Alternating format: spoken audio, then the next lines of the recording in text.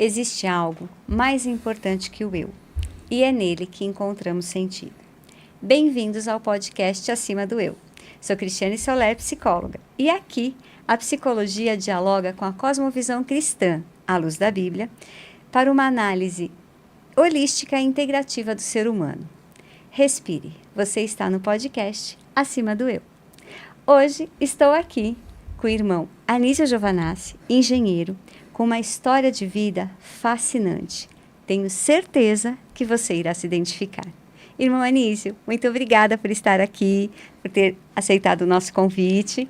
Nos conte quem é o Anísio e que história de vida é essa como cristão. Boa tarde. Olá, Cris, eu que agradeço o convite e a oportunidade de poder dialogar com você e com você que nos acompanha aí.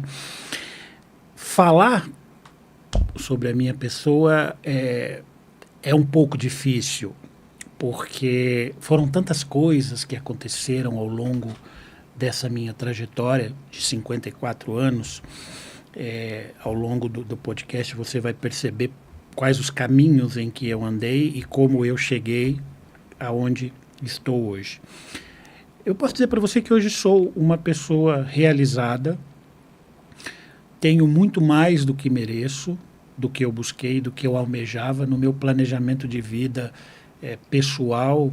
Eu não almejava ter coisas que eu tenho hoje, e aqui não estou dizendo de coisas materiais. A minha paz interior com Deus, o que eu alcancei, a vida profissional, as coisas que eu aprendi, o privilégio de ser pai de três filhos fascinantes, de ter ao meu lado uma pessoa que eu tenho certeza que foi escolhida por Deus. Eu me sinto muito grato a Deus por hoje ter tudo aquilo que eu tenho, e eu tenho certeza que toda essa trajetória de vida que eu passei e aquilo que eu me submeti e que Deus permitiu que eu passasse me moldou na pessoa que eu sou hoje, né? É maravilhoso você entender que Deus tem um poder enorme de transformar pessoas. Sabe, Cris, as pessoas, quando eu tinha 18, 19 anos, eu ouvi muito dizer: este não tem jeito, este não tem salvação. É mesmo. Eu ouvi muitos dizerem: esse daí nasceu torto e vai morrer torto, pelas coisas que eu fazia. E hoje, olhando para trás, eu vejo que não. Você vê o quanto Deus te planejou e Ele teve um propósito na sua vida. Total. Você vem de qual é a história da sua família? Qual a origem? Qual religião a sua família seguia? Eu nasci, como a maioria do povo brasileiro, dentro de uma família católica. Né? Uhum. Família católica. Foi batizado quando Fui bebê? Batizado quando bebê. Frequentei durante muito tempo a igreja católica. Eu estudei todo o meu primeiro grau num colégio confessional católico, que ele era cuidado, dirigido pelas freiras. Uhum. Fez catecismo? Né? Fiz catecismo, eu fui coroinha, uhum. eu vivia dentro da igreja. Durante um período eu ajudava como boy o bispo da diocese, da região. Então a sua família não era aquele católico como uma grande maioria, que só é católico de batismo? Não. Eles realmente frequentavam a igreja? Isso.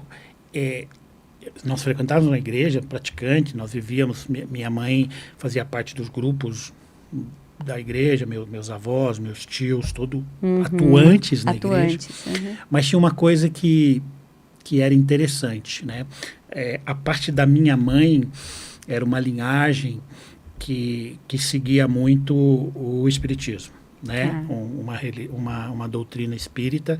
Então era interessante porque nós ficávamos ali, os filhos, nós ficávamos flertando entre um lado e o outro. Uhum. Né? Então nós éramos levados em determinados momentos à igreja, e em outros momentos nós éramos levados aos locais de culto desta... E o espiritismo mesa branca? Não, ou Umbanda, não? Umbanda mesmo. e depois Candomblé. Tá. A minha mãe chegou a ser, como eles chamam, né, ser uma mãe de santo, né, uma babalorixá, que eles diziam. Minha mãe teve o crescimento dentro da doutrina. Mas aí, nesse período que sua mãe foi babalorixá, ela já estava completamente imersa no candomblé, na Umbanda, já não frequentava mais a Igreja Católica. Frequentava, ainda. Sim. A proximidade é muito grande, né? A sim. relação é muito grande. Frequentava e eu também frequentava, né? Tá. Eu fazia parte ali do pessoal que tocava, né? Que fazia parte da banda, da banda que tocavam lá os instrumentos para fazer toda a parte de invocação e da doxologia do culto que existia, né? Então eu fiquei durante muito tempo nesse período, durante um período muito grande. E você se identificou ali? Total, total. Me sentia muito tranquilo, muito bem. E interessante que talvez pela posição que a minha mãe ocupava e pelo respeito dentro da hierarquia que a minha mãe ocupava, o respeito e a admiração vinha para o meu lado também.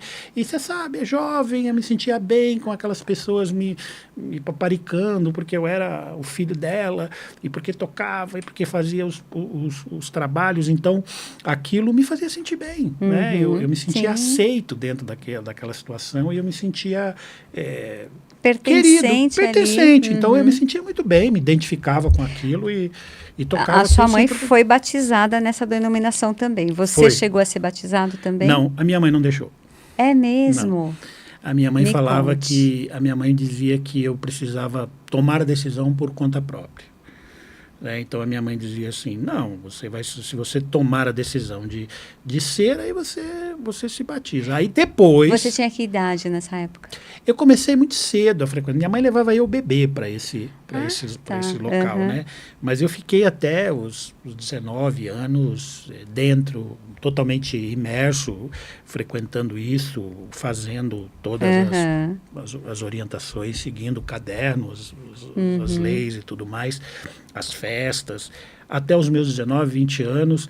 E aí o processo de afastamento, né, ele vai começar quando eu volto a namorar a mulher que hoje é a minha esposa.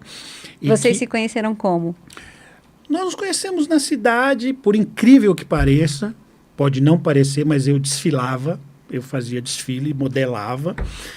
Gente, acredite nisso, eu modelava. E a Adriana também modelava. Então, nós começamos a nos aproximar ali, em alguns desfiles na cidade lá.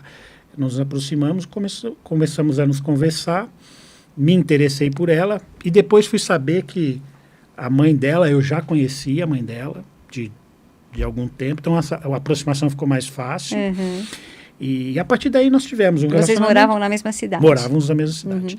E depois nós nos afastamos, por questão de estudo e tudo mais, nós nos afastamos. E voltamos a nos encontrar já adultos, eu com 20 anos, ela com 17 para 18 aqui.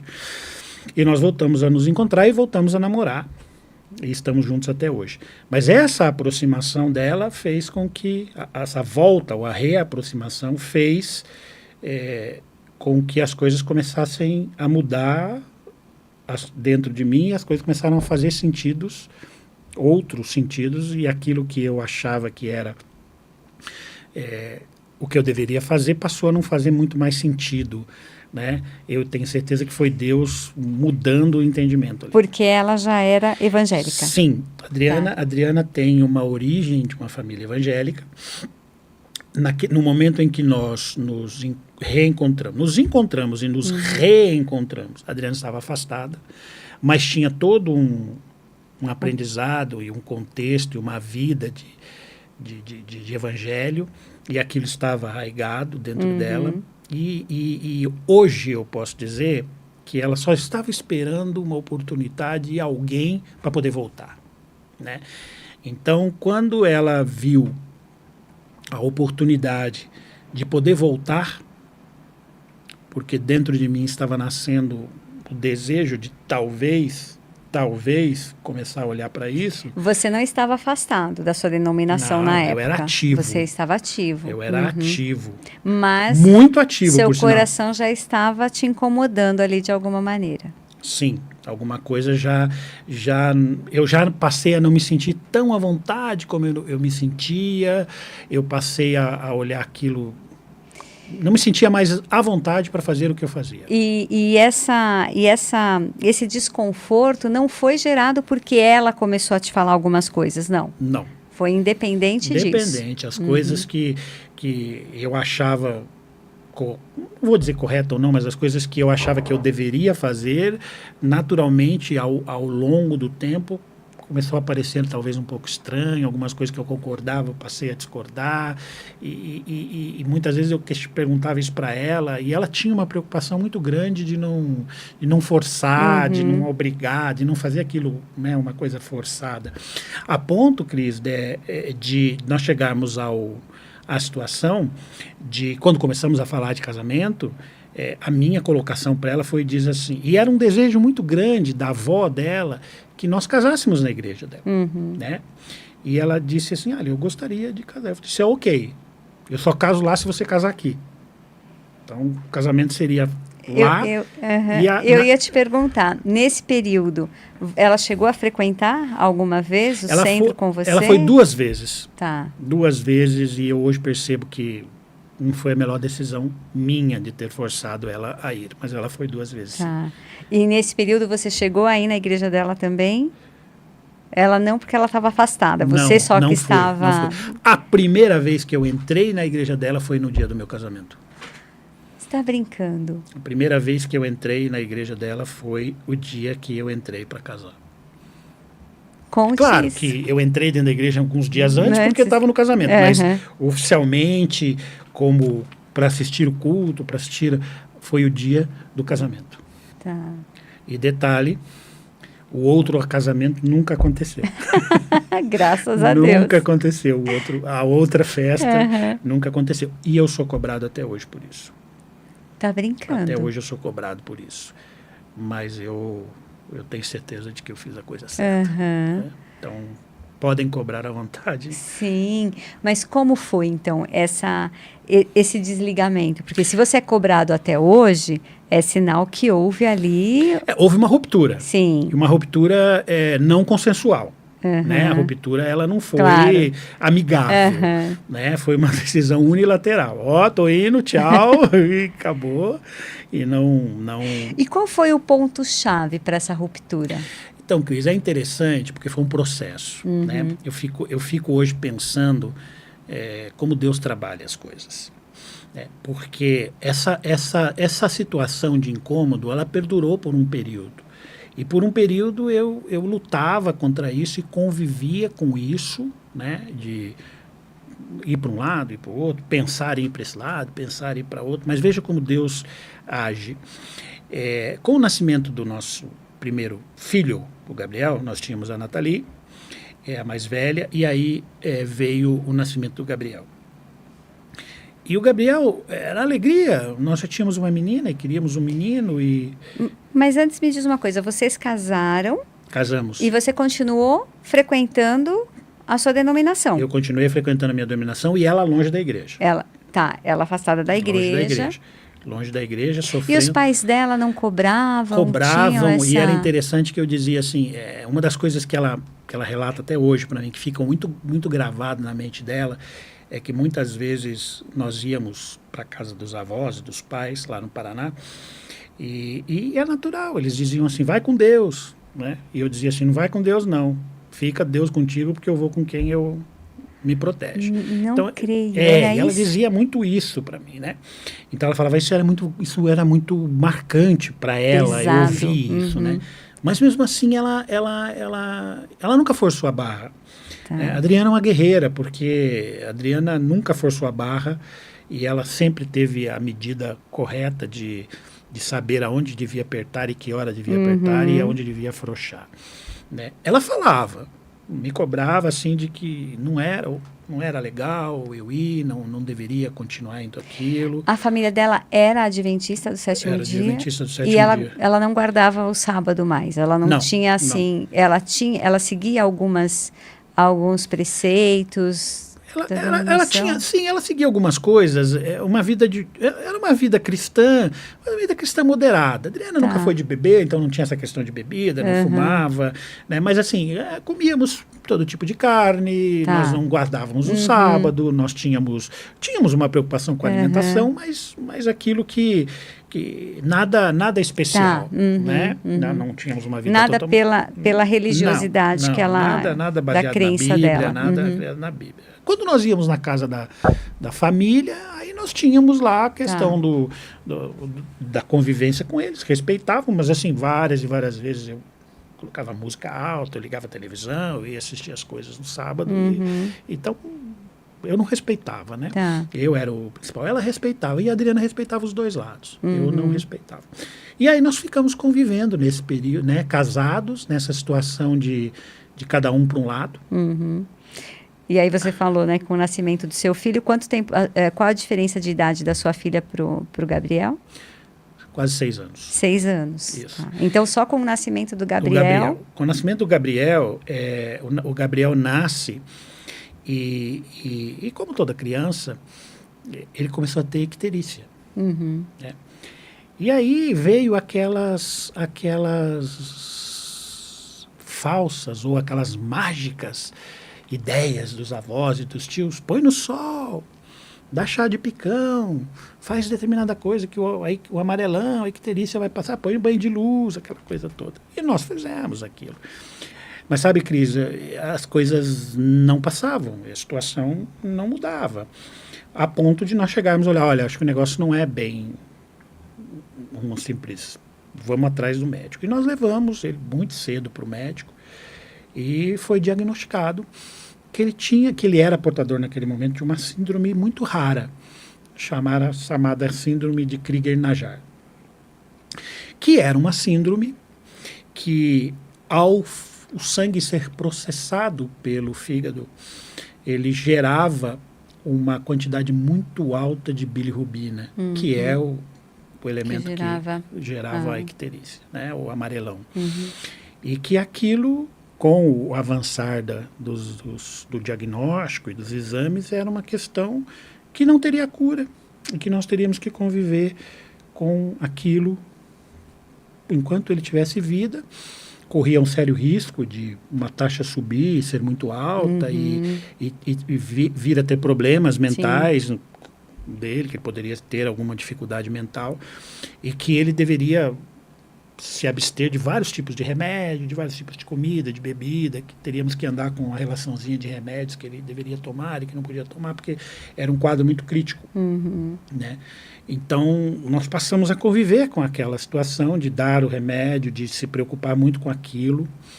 Né? Então, nós voltamos para casa com esse diagnóstico e nos deparamos com esse diagnóstico. Então, nós temos uma criança recém-nascida com síndrome de Crigler-Najjar, extremamente rara, e que requer grandes cuidados. Em face a esse diagnóstico, eu fui buscar uma solução para o problema, onde eu sempre busquei a solução para o problema. Né? Onde eu sempre achei refúgio.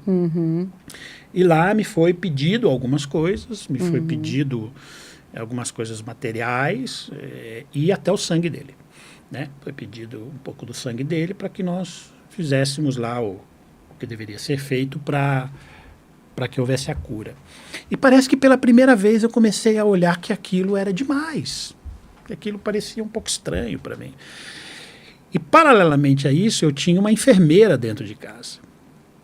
E eu começava a falar, como é que eu vou extrair o sangue de uma criança recém-nascida, eu que não tenho experiência nenhuma com uma seringa, com uma enfermeira dentro de casa, como é que eu extraio o sangue? Eu vou ter que pedir para ela, e para pedir para ela eu vou ter que revelar o motivo. E aí vai ser... porque você foi sem ela saber. Sem ela saber. Porque eu achava que eu teria o meu refúgio, minha solução resolvida lá. Mas, pela primeira vez, eu comecei a achar que aquilo era demais. E aí, Cris, num determinado momento, a crise se aprofundou do Gabriel. E ele foi para o médico. Tivemos que levar ele para o médico. E à noite, ele teve que passar a noite no médico. Levamos para o hospital e ele teve que passar a noite ao médico. E uma das raras vezes eu voltei para casa sozinho, sem a minha mulher, sem meu filho. E eu me deparo lá na noite, no meu quarto, sozinho, naquela situação de angústia, porque estava doendo muito ver o meu filho naquela situação. E eu olho para o lado e vejo a Bíblia. A Bíblia que eu havia ganho da minha sogra, como um presente, que naquele momento e até então eu achava que aquele presente era uma afronta. Porque ter dado a Bíblia para mim era uma afronta. Sim. Né? E eu não abria a Bíblia, não mexia na Bíblia, não tinha nenhum contato com a Bíblia. E ali eu tive a audácia de abrir a Bíblia, não me lembro qual o texto que eu abri. Eu acho que um dia Deus vai me revelar esse texto, não consigo me lembrar. Eu abro a Bíblia, leio aquele texto, me ajoelho no chão e me dirijo a Deus da seguinte maneira: eu quero ver se você é Deus. Eu quero ver se você existe. Preste muito bem atenção no que eu vou dizer para você. Eu vou dormir e eu quero acordar com o telefone tocando às 7 horas da manhã. E do outro lado da linha, a minha esposa tem que dizer assim, que o Gabriel está com alta. Se isso acontecer, eu vou acreditar que você existe. E dormir. E eu acordei com o barulho do telefone tocando. E eu olho para o rádio relógio, ele piscava às 7 horas da manhã. Eu peguei o telefone, a minha esposa do lado, dizendo assim: bom dia, você pode vir nos buscar? Gabriel está com alta. Naquele momento, eu deveria ter agradecido a Deus, mas eu olho para Deus e digo assim: é apenas uma coincidência. Eu peguei o carro e fui buscá-lo, não falei nada para Adriana. Não comentei nada. Mas você lembrou disso, pelo menos. Lembrei disso, mas achei que aquilo era uma coincidência. E fui embora. E a vida voltou ao normal. Gabriel voltou para casa e as coisas continuaram acontecendo do jeito que deveriam acontecer. Para mim era uma situação só de coincidência e eu continuei tentando buscar a retirada do sangue para levar conforme haviam me pedido. Mas o quadro ia e voltava. Existiam as crises e de repente ela melhorava, existiam as crises, ela melhorava, as crises. E numa dessas crises, novamente, nós vamos ao médico e nós começamos a ver que aquilo era uma situação que não teria solução. Eu começava a acreditar que era aquilo que eu teria que conviver. Aquilo era a vida que eu teria com meu filho, de idas e vindas para o hospital, com baixas e altas do ciclo. Com uma doença crônica. Com uma doença crônica, aquilo estava definido, aquilo. Né? Teríamos que conviver com o fenobarbital, que é o Gardenal, todo dia, dando para ele, tudo aquilo mais. Mas Deus tinha um plano diferente. E aí, numa dessas idas e vindas, eu fui ao médico. E o médico, ele era de uma outra denominação cristã evangélica. Mas você foi médico para você? Para ele. Para o Gabriel. Fui levar ele no médico, no pediatra dele. E aí, numa dessas pediatras, ele falou assim: eu estou achando estranho esse resultado desse exame, vamos refazer o exame. E, novamente, eu disse para Deus: eu quero ver se você é Deus. Eu quero, olha a minha petulância, e olha como Deus é amoroso conosco. Eu disse assim: eu quero que o resultado do exame dê negativo. Eu não quero que meu filho tenha essa doença. Então você vai ter que fazer com que esse resultado dê negativo. E o médico tem que dizer para mim que meu filho não tem essa doença. E assim foi. Nós fizemos o exame. E eu me lembro que quando nós chegamos lá, o médico pegou um exame anterior e disse assim: olha, tem alguma coisa errada? Porque eu tenho aqui na mão um exame de uma criança que tem síndrome de Crigler-Najjar. E agora eu tenho aqui na minha mão um exame de uma criança que não tem síndrome de Crigler-Najjar. Ou esse exame está errado, e nós vamos ter que refazer, ou alguma coisa de milagrosa pode ter acontecido. E ele olha para mim e diz assim: você acredita em Deus? Eu disse para ele: mais ou menos. Ele lá e eu aqui. Ele disse: tá bom, vai embora. Refizemos o exame e foi negativado novamente o exame. Esse é o segundo exame. Segundo exame. Qual foi a minha resposta? Apenas uma coincidência. Talvez o resultado do exame desde sempre estivesse errado e agora está certo. Desde sempre meu filho não teve a doença e agora ele tem. Não queria ver o que estava acontecendo. E a vida continuou. E nós achamos que aquilo deveria ser a rotina que eu deveria ter. E novamente sem comentar com a sua esposa. Sem comentar com a minha esposa, eu não sabia de nada. E aí, Cris, ela tinha sempre o costume de me convidar para ir na igreja. Ela ia? Ela estava Ela não frequentando? Não ia. Ah, tá. Mas ela dizia para mim, vontade. vamos à igreja, vamos orar na minha igreja, vamos lá ver como é que é. E um belo dia, eu disse assim, eu vou numa quarta-feira na igreja. Eu vou na sua igreja na quarta-feira. Mas eu vou para te agradar. Eu vou. Perto da onde nós morávamos tinha uma igreja. Olha como Deus trabalha. Naquele final de semana, naquela semana, houve um incêndio ali na comunidade que aquela igreja ficava próxima, e aquela igreja foi interditada em função do exame. A igreja não pegou fogo, nada, mas em função do ocorrido em torno ali. E nós tivemos que ir para uma outra igreja. Uma pessoa havia convidado, a costureira que ela ia, que era adventista, falou para ela, olha, vamos lá uma hora na nossa igreja. E eu disse, e no meu coração, sabe, Cris, eu queria ir lá para desmascará-los, para dizer para eles que tudo aquilo era uma bobeira. Mas mais uma vez eu disse assim, eu vou, mas presta atenção, e me dirigi a Deus e disse assim, eu quero ver se você é Deus. E eu estou cansado de fazer provas contra você. Então vamos acabar logo com essa situação. Presta atenção como as coisas têm que acontecer. Eu vou chegar nessa igreja. Eu quero ser atendido por uma pessoa. Eu quero que essa pessoa seja médica. E que essa pessoa diga para mim que vai cuidar do meu filho. E que ele vai resolver o problema do meu filho. Se isso acontecer, eu vou seguir você. Mas se isso não acontecer, eu posso até terminar o meu casamento, mas eu vou tirar o sangue do meu filho. E eu vou levar para onde eu tenho que levar. Enísio, como você via Deus antes? Quem era Deus para você antes? Era um tirano. Deus era um tirano. Um ser que exigia demais e não dava nada em troca. Eu olhava para Deus e dizia assim, como é que você pode permitir que meu filho sofra desse jeito? E eu dizia assim, existem tantos bandidos, assaltantes, más pessoas que gozam de uma saúde incrível. E essa criança, esse menino que não fez nada de errado para ninguém, sofre desse jeito e nós temos que sofrer por isso. Qual o mal que nós fizemos? Você é tirano. Você não é tão bondoso como nós imaginamos.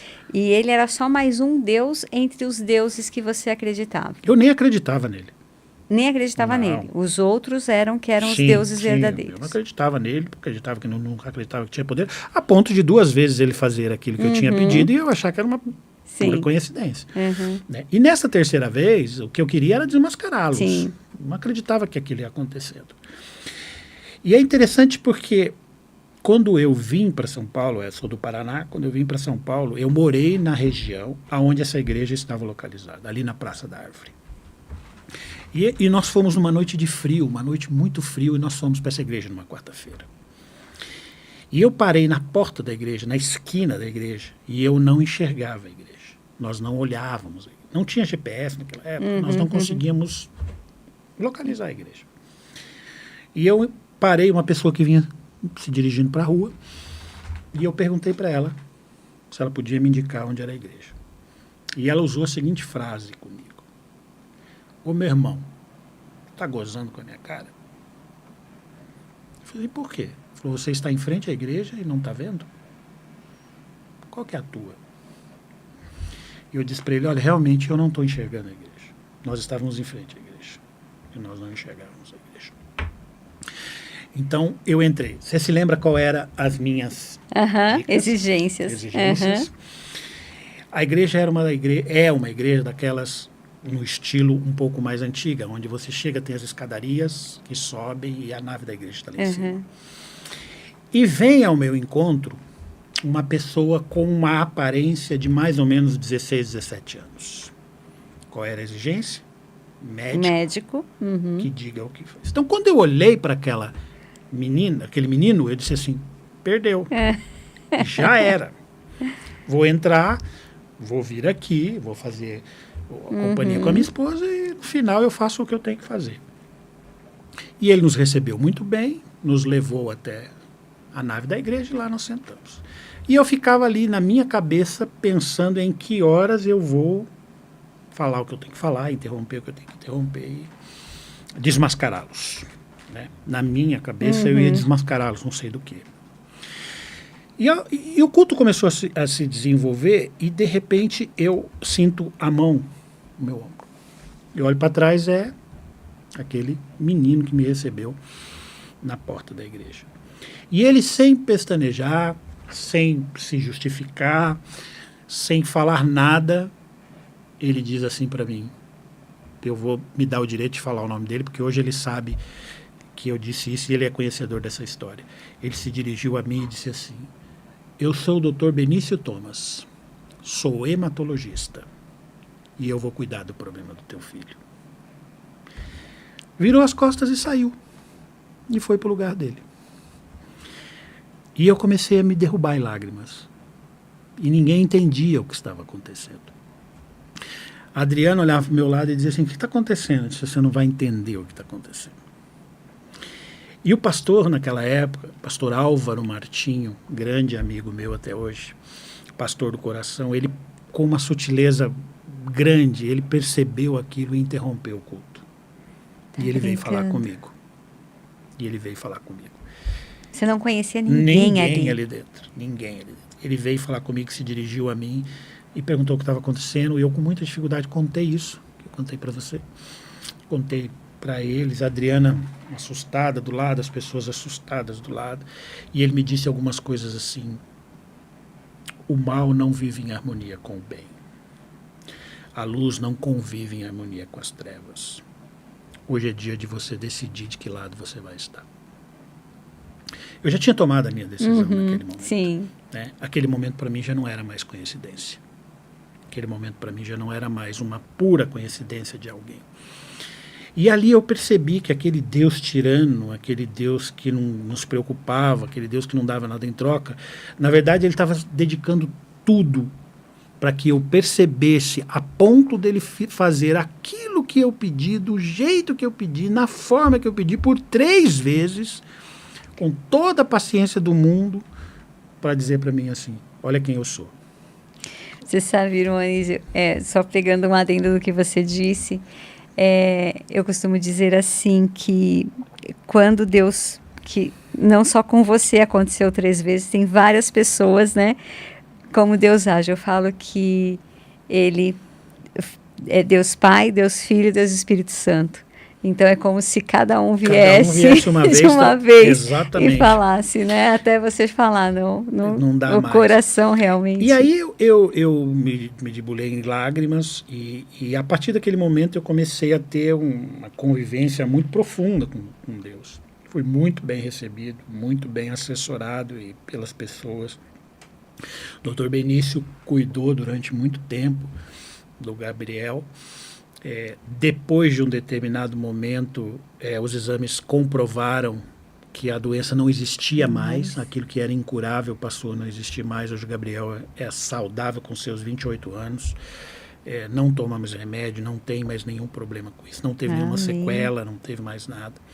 Serve a Deus hoje, graças a Deus. E como eu tinha feito aquele compromisso, a partir de então, eu comecei a me dedicar totalmente a Deus. E nunca mais voltei para onde eu ia. Por isso que eu disse para você que até hoje eu sou cobrado. Eu tomei a decisão. Sua mãe ainda era mãe de santo? Minha mãe já era falecida. Ah, já tinha falecido. Minha mãe faleceu nesse período, minha mãe acabou falecendo. Não viu esse processo de conversão. Né? Mas eu tomei a decisão, comecei a frequentar, a ter os estudos, estudar um pouco mais sobre a Bíblia. Pouco tempo depois eu batizei e a Adriana se rebatizou. Juntos? Juntos. A Adriana se rebatizou voltando e eu me batizei. E um detalhe que Deus é importante, naquele momento do batismo, a Adriana estava grávida do nosso terceiro filho, da menina, e nós não sabíamos. Não sabiam? Não, eu costumo dizer que a Mariana foi batizada 2 vezes. Batizada na barriga e depois batizada quando ela tomou a decisão. E desde então eu nunca mais saí. continuei na igreja, pouco tempo depois nos batizamos e continuamos. E as cobranças vieram, porque, de uma certa forma, eu deixei as coisas pela metade. Eu larguei as coisas pela metade. Como diz até hoje, você não pediu permissão para sair, né? Então eu percebo que Deus, ele foi fazendo as coisas de uma forma tão didática comigo, e Deus foi tão generoso, porque Deus, eu fico imaginando que Deus poderia ter dito para mim assim: ei, quem é você? Né? Por que você pensa que você é para falar comigo com essa forma arrogante e prepotente? E eu percebo a forma que eu falava com Deus. Mas Deus teve um carinho imenso, teve um carinho e uma paciência enorme comigo. Porque ele conhece o coração, né? Ele sabe que, tipo, você era fiel àquilo que você acreditava. E você buscava isso. Então, é esse que Deus quer, né? Aquele que realmente busca. Ele sabia que você... bem, primeiro, ele já te criou, planejou muito antes de você nascer. Ele já te conhecia, sabia que você iria uma hora tomar essa decisão. Sabe, Cris, eu digo para os meus amigos que, claro que é totalmente diferente, mas eu consigo entender um pouquinho do que Deus passou quando teve que abrir mão do seu filho. Eu olhava para o meu filho e via o meu filho sofrer. E eu sofria junto. Eu via ele passar por esses percalços do cíclico da doença, de melhora e de piora. E né? eu não podia fazer nada. Não tinha nada ao meu alcance. E eu fazendo um paralelo, bem distante, mas fazendo um paralelo com o que Deus passou e sofreu, e que ponto que ele teve de abrir mão do seu único filho, para que nós tivéssemos a oportunidade de viver a vida eterna, né, através dele. Deus usou ou permitiu que tivéssemos esse percalço na vida com o Gabriel, para que 2 ou mais tivessem a oportunidade de conhecê-lo. Sabe, Cris, eu digo para as pessoas que eu conto essa história que naquela quarta-feira eu saí de casa buscando talvez a satisfação ou o esclarecimento, e que Deus tomasse a atitude para uma pessoa, no caso eu. E Deus, ele é tão generoso que naquela noite ele deu a possibilidade da salvação e da vida eterna para 5. Para 5, para a família toda. Para a família toda, até para quem nós não sabíamos que estava vindo. Né? Nós não sabíamos que estava vindo e que viria. Então, e tenho certeza que muito mais, né? Porque mais. Quantos vocês também... Então eu saí aquele dia procurando talvez a cura para uma pessoa que era o meu filho. Eu queria a cura de uma pessoa. Se o meu filho fosse curado naquela noite, eu já se sentiria totalmente feliz. E Deus diz assim, e aí para mim passou a fazer sentido quando ele diz assim: eu vim para que todos tenham vida e vida em abundância. Porque aquele dia eu procurava salvação e melhora e cura para uma. Ele fala assim: estou te dando a salvação, estou te dando a possibilidade da vida eterna e vou te dar a cura para 5. Os planos de Deus são sempre maiores que o nosso, maior e melhores. E a partir desse momento, eu recebi tantas bênçãos e tantas coisas, como eu disse para você no começo.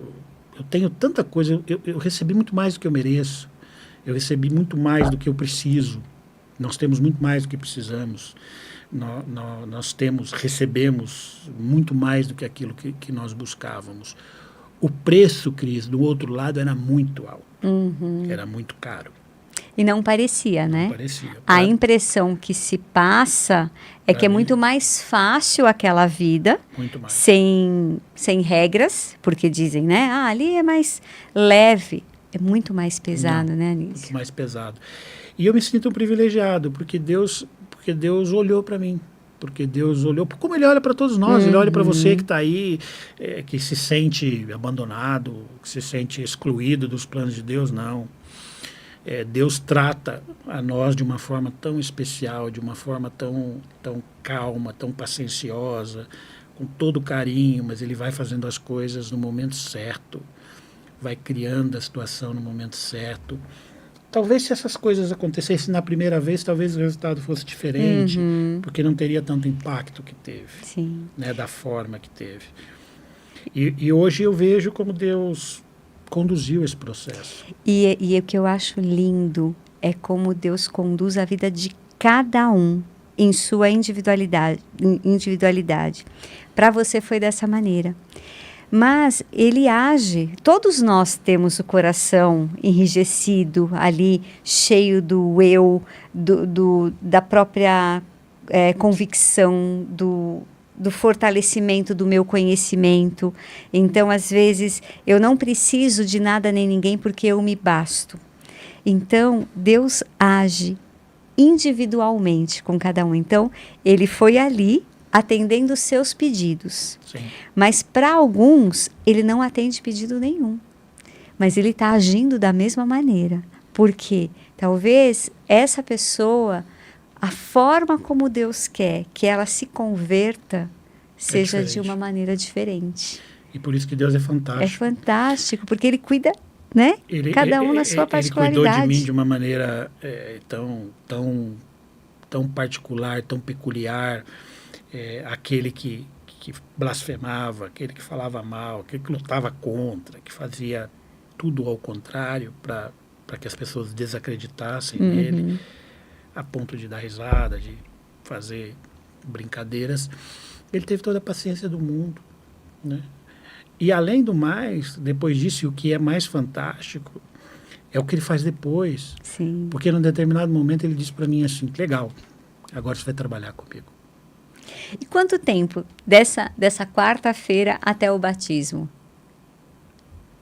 3 anos. 3 anos. 3 anos, mais ou menos, dessa quarta-feira até o batismo, porque eu sempre eu entendia que aquilo, apesar de estar convicto, eu queria fazer as coisas de uma forma bem racional, de ter o conhecimento, de aprender muito. Então, os estudos foram acontecendo gradativamente, a mudança de vida foi acontecendo gradativamente. E nesses 3 anos, não houve muito ataque? Foram 3 anos de ataque. Na verdade, os ataques, eles têm 29 anos, porque eles acontecem até hoje. Os ataques acontecem até hoje, os recados acontecem até hoje. Eu hoje recebo avisos, recomendações de alguns amigos, porque eu continuo tendo um relacionamento não próximo, mas eu tenho conhecimento amigos, com alguns amigos sim. que estão lá, amigos que eu amo, e que quando eu os encontro, eu recebo recados. Tá. Olha, você precisa voltar, olha, você largou as coisas para trás e tal. Então, os ataques, eles duram até hoje. E eles são pesados. E eles não são só em mim. E principalmente na Adriana e no Gabriel. As coisas são muito desleais. Os ataques são muito desleais. Nesses 3 anos foram mais intensos. Né? Foram muito intensos até o batismo. A guerra até o batismo foi terrível. Terrível, imagino. Várias coisas aconteceram para que o batismo não acontecesse. Né? Mas eu tinha a certeza e a convicção. Em nenhum momento nesses 3 anos você pensou em achar que aquele não era o caminho correto? Não, Cris. Não. Depois daquela decisão de quarta-feira, não. Não. E eu louvo a Deus porque Ele me susteve, o Espírito Santo me manteve firme. Uma coisa que foi muito importante para mim, e nós precisamos ter essa noção, o apoio que eu tinha dos irmãos da igreja quando eu ia para a igreja. Era muito importante eu receber o apoio. Foi muito importante a forma com que eu fui recebido no meio. Naquele momento, eu deixei de ter vários amigos, de frequentar os meus amigos, e ganhei novos amigos e fui muito bem recebido. Eu fui muito bem tratado por esses amigos, eu fui acolhido por esses amigos. São amigos meus até hoje, graças a Deus, eles continuam como meus amigos queridos. Algumas famílias se aproximaram muito de nós e isso nos fortaleceu muito. A mim e a Adriana, sua família. porque também estava voltando para aquilo. E a liderança da igreja nos abraçou. Os meus filhos, né, a Nathalie e o Gabriel, foram muito bem aceitos, muito bem recebidos. E aquilo nos dava uma força de que os ataques vinham, mas nós sabíamos que nós encontraríamos refúgio naquilo. Os ataques chegaram ao ponto de não ter trabalho e de faltar comida em casa. Né? As coisas assim, as portas foram se fechando e a gente teve todo o apoio da igreja. E nós recebemos o apoio de muitos irmãos da igreja, de coisas que, se eu for contar para ti aqui, nós não vamos terminar esse podcast antes da meia-noite. E Deus foi maravilhoso. Então, eu hoje me preocupo muito com a forma que nós recebemos as pessoas que estão chegando na nossa igreja. Porque para mim foi primordial a forma com que eu fui recebido, o carinho com que eu fui aceito. Eu não me sentia mais um naquela igreja. Eu não era mais um naquela igreja. Eu não era um número para aqueles irmãos. Eu era uma pessoa com nome, com identidade, com filhos, com uma esposa que merecia todo o respeito, atenção e carinho que qualquer outro que estava lá dentro merecia. E assim eu fui tratado. E aquilo me motivava a ir todos os dias. Você pôde sentir o amor de Cristo ali. Pude sentir o amor de Cristo ali naquelas pessoas, a delicadeza do pastor, a sabedoria, o tato dele em lidar com essa situação.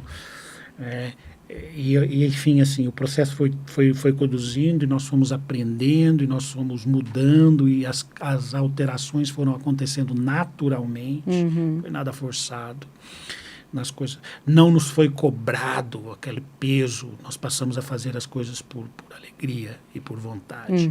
Então toda a mudança de vida, a mudança de conceito, a mudança de crença, de gosto, nós fomos deixando de fazer algumas coisas e passando a fazer novas coisas naturalmente. Porque era um processo prazeroso fazer aquilo. Não era difícil nenhum fardo viver aquilo. E eu acredito isso, grande parte às pessoas que nos cercavam. Nós tínhamos esse apoio. Né? Eu me lembro que no meio desse grupo tinha uma psicóloga. E ela foi fundamental para nos apoiar. Porque a cabeça também balançava um pouquinho, né? Não se falava muito em saúde mental naquela época, mas nós éramos meio xaropes da cabeça. Então, o apoio médico, o Dr. Benício como médico, né? A esposa também trabalhando conosco, uma outra amiga psicóloga. A Igreja Adventista sempre teve esse cuidado, né? Com a saúde mental. Sim. Então nós fomos sempre trabalhando com isso, fomos trabalhados com isso, cuidados. E aí ali não tinha jeito de você não ver que Deus estava trabalhando para que tudo aquilo que nós precisávamos naquele momento nós tínhamos. Nós não fomos assim confrontados com a verdade e jogados ao léu. Nós somos cuidados. Então, grande parte da certeza, da decisão tomada foi graças àqueles irmãos, claro que com o apoio de Deus, mas por aqueles irmãos. E todo o estudo bíblico que vocês tiveram também, que é... Fiz estudo bíblico com um amigo fantástico, um doutor, o doutor Mauro, um grande amigo até hoje, com uma sutileza, um conhecimento e o tato de fazer, de colocar as palavras certas no momento certo. E nós saímos daqueles estudos assim com a decisão tomada, mas nós tivemos vários embates, né? Mas embates de ideias e ele sempre com aquele carinho, com aquele tato de mostrando para nós, olha, vamos dar uma olhada na história. Eu sempre estudava, nos nossos estudos era a Bíblia e um livro de história ao lado, porque eu queria ter a confirmação no livro de história. E ele mostrava aquilo, ia mostrando as datas e as histórias, e aquilo fluía gostoso. E nós fomos tendo os estudos, e no momento certo as coisas foram acontecendo, não houve nenhuma pressão para o batismo, houve um processo natural, e foi a melhor decisão que nós tomamos. Amém. Então eu vejo o cuidado com que Cristo foi me resgatar, o cuidado com que Cristo se submeteu a ir nesse ambiente, a buscar o filho que estava, a ovelha que estava perdida, desgarrada. A ovelha perdida, a ovelha que estava exato. perdida, desgarrada, a ovelha negra, porque todo mundo dizia que não tinha mais salvação. A que nível você podia chegar, como é que você chega a isso? Isso você contou um detalhe, né, da sua vida, porque tem muitas coisas aí dentro para chegar nesse ponto de falarem que você estava perdido, Sim. né? Se estava perdido aos olhos humanos, e o que dirá, né, para Deus no conceito, né, do que é o pecado, do que é o correto, mas você vê, na misericórdia dele, ele foi lá, parece que particularmente, ele diretamente foi cuidar de você, né? Como ele faz com todos nós, né? Com todos. Ele mandou exatamente as pessoas que eu pedi no momento certo, colocou as pessoas corretas no momento correto. Eu olhava para aquele menino, Dr. Benício Thomas, se você encontrá-lo, até hoje ele tem carinha de menino de 16 anos. Até hoje eu digo para ele assim, você não envelhece, você tem uma carinha de um menino. Hoje o Dr. Benício Thomas é diretor do nosso instituto ali em Cotia, né? A Clínica Vida Natural. Ele é Vida Natural. Ele é diretor da Clínica Vida Natural. Legal. Então, vá lá, você vai ter o privilégio de encontrar a Silvânia e o Dr. Benício Thomas lá. Você vai ver que ele tem uma carinha de 16 anos ainda. Até hoje eu digo para ele assim, você não podia ser outra pessoa. E ele é pequenininho, então 16 anos até hoje, mas é um grande médico, um grande cristão. Muito importante no nosso processo de conversão. Então, Deus cuidou de todos os detalhes, detalhadamente, no ponto certo, na medida correta. E é assim que Deus faz com todos. Com todos. Deus cuida de uma maneira. Se nós deixarmos Cristo trabalhar na nossa vida, Ele transforma. E que recado, Anísio, você dá para os nossos ouvintes, né? De um espírita para um cristão, que aos olhos do mundo, o espírita parece que tem uma vida mais leve, mais solta, e aos olhos do mundo, o cristão tem aquela vida mais enrijecida, como se fosse uma vida mais pesada. Pode parecer estranho, Cris, mas eu vivia, e eu digo para você, aparentemente nós vivemos uma vida livre, do outro lado, mas é uma vida prisioneira. Porque eu estava preso às amarras e às limitações daquilo que me pediam. E quando eu conheci a Cristo e tive o encontro com Cristo, eu imaginava que eu teria uma vida presa, regrada nos mandamentos dele, regrada nas suas leis e procedimentos, e tendo contato com isso, convivendo com isso, entendendo isso, eu pude perceber que a cada dia que passava eu me tornava mais livre. Mais leve. Mais leve e mais livre. A ponto do que eu falei para ti. Até hoje eu sou cobrado. Porque teoricamente fiz coisa errada. Saí, não pedi autorização. E nada disso Deus me pediu. Né? As coisas são mais livres. Quando você está do outro lado, a falsa aparência de liberdade é enganosa. É enganosa. Porque eu tenho a impressão de que eu sou livre, mas eu estou muito preso e pago um preço muito grande se eu me rebelar contra aquilo.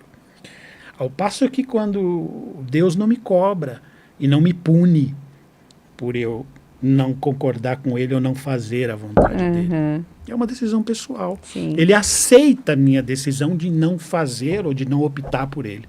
O outro lado, não. O outro lado não aceita eu tomar a decisão. O outro lado cobra muito caro quando eu tomo a decisão de não fazer aquilo que ele quer. Sim. Então, a falsa liberdade, aparentemente, se torna um compromisso com um preço muito caro. E ao lado de Cristo, você é livre. Você é livre. Uma analogia ali é com relação às drogas, né? É bem isso. A pessoa que usa droga se sente livre, fala, nossa, que sensação maravilhosa e tal, mas ela sempre vai precisar daquilo para poder se sentir assim. Enquanto que aquele que não tem vício, ele tem essa leveza sem precisar dessa substância. E olhando para trás, sabe, Cris, o preço é muito alto. Sim. O preço que eu pagava era um preço muito alto. A ponto de quererem que para a cura do problema do meu filho, a vida dele fosse dada em troca. Sim. Né? Aquilo fosse, a vida passaria a ser deles. Para que ele tivesse a possibilidade de conviver. E do outro lado, Cristo disse para mim assim, não, é só você me aceitar. Sim. E você me aceitando, ele tem a vida eterna. Ele vai ter a vida eterna. Então, olha o preço. Então, o que eu posso dizer para você é que, se isso te incomoda, se você sente a vontade de se entregar para Cristo, não titubeie. Vá. Porque eu tenho condições de dizer para você que foi a melhor decisão que eu tomei na minha vida. Foi a melhor decisão que eu tomei na minha vida. Eu me sinto muito privilegiado, muito agradecido a Deus pela família que eu tenho. E eu só tenho essa família, tenho esses filhos maravilhosos, essa esposa que eu tenho, porque Deus teve amor por mim, teve cuidado comigo, teve misericórdia de mim.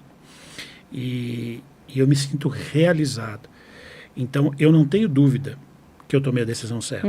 Com certeza. Eu não tenho dúvida de que eu estou do lado certo.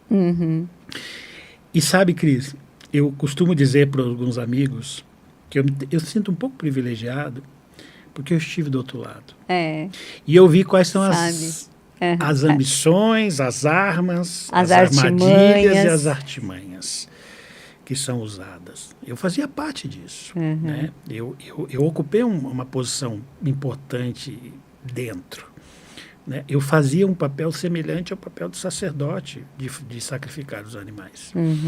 Então, assim, eu vejo hoje a misericórdia de Deus. Por isso, não pense duas vezes em tomar a decisão por Cristo. Não pense duas vezes. Você vai sofrer? Vai sofrer. Vai sofrer rejeição? Vai sofrer rejeição. Vai sofrer ataque? Vai. Mas com Cristo, a certeza da vitória é garantida. E assim, né, Anísio, a gente vive essa vida. Você trabalha 30 dias para um salário, você trabalha 1 ano para umas férias, 30 anos para aposentadoria, mas nada melhor do que viver essa vida esperando a vida eterna. Que nada, seja viagem, aposentadoria, nada se compara ao que Deus nos promete na vida eterna. Sabe, Cris, eu vivo hoje, pode parecer uma hipocrisia, mas eu vivo hoje buscando a vida eterna. Nada mais faz sentido. Nada mais faz sentido. Né? Não estou aposentado ainda, muitos acham que eu estou aposentado, mas não é uma preocupação.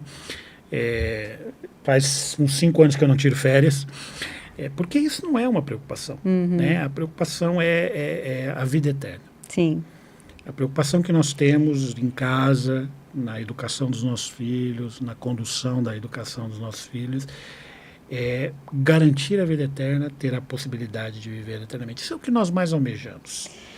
O restante, que vier é lucro. E assim, né? O homem busca prazer, alegria, satisfação. Por exemplo, paz, eu tenho que ir para um lugar paradisíaco. Para me sentir alegre, com muitos likes. Ou para sentir amor, eu preciso estar com pessoas. Mas Cristo nos garante tudo isso com a presença do Espírito Santo. Porque é o Espírito Santo que nos concede e nos faz sentir paz, amor, alegria, bondade. Tudo que é de bom vem de Deus. Então, Cristo é a prova de que eu não preciso ter nada material para sentir tudo aquilo que o ser humano almeja. É só aceitá-lo. É isso aí. E sabe, Cris, eu só me mantenho firme porque eu tenho a certeza que Deus está do meu lado. Com certeza. Porque eu tenho tudo que eu preciso para me manter firme. E Ele garante tudo aquilo que eu preciso. Sim. Então, nunca fez tanto sentido para mim a frase que a Bíblia nos diz: buscai primeiro o reino de Deus e todas as outras coisas vos serão acrescentadas. Como eu disse a você, eu tenho tudo que eu preciso. Muito mais do que eu preciso. Então, a nossa vida hoje, nosso objetivo é buscar a Deus em primeiro lugar. E Deus tem acrescentado aquilo para nós, que nós precisamos. E eu digo para você, se você almeja isso, Não tenha medo. Vai fundo, você não vai se arrepender. E Cristo está aí para você. Ele te ama da mesma maneira. Anísio, muito obrigada. Que agradeço, Que testemunho lindo, maravilhoso. Esperamos que você também acredite, possa sentir o quanto Deus está ao seu lado e quer você sempre ao lado dele, porque Ele te ama mais do que tudo. Confie nisso. Até mais. Até mais. Tchau, tchau. Tchau.